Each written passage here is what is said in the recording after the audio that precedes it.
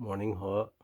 Ah, Buenos dias po. Ito yung isa sa mga nagawa ko ho to sa sa recycling.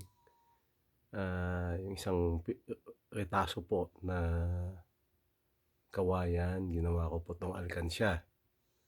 Ngunit ang pirasong ito ay pinangako ko na ibibigay ko sa isang tao, yung mga tumutulong sa akin. Ah, Tuwid na simple lang naman po gawin, 'no? Isa sa pinakasimpleng trabaho na ginawa ko. Ah, Siyempre puputulin lamang po yung kawayan to size, dito po, 'no? Putulin po lamang. Ah, Actually hindi ko na ho ito pinutol kasi ah, palagay ko pakikinabangan ko pa yung isang bakanteng space doon sa ibabaw, pwedeng gawing organizer. So, tapos gumawa ho ako ng butas ito para lalagyan ng coin.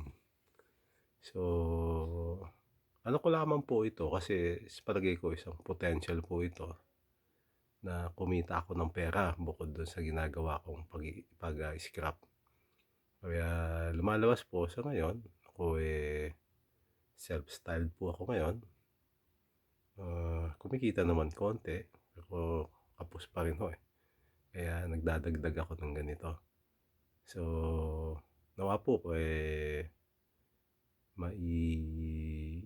ibibigay ko to as a regalo dun sa mga may gusto. Then after a few weeks o days,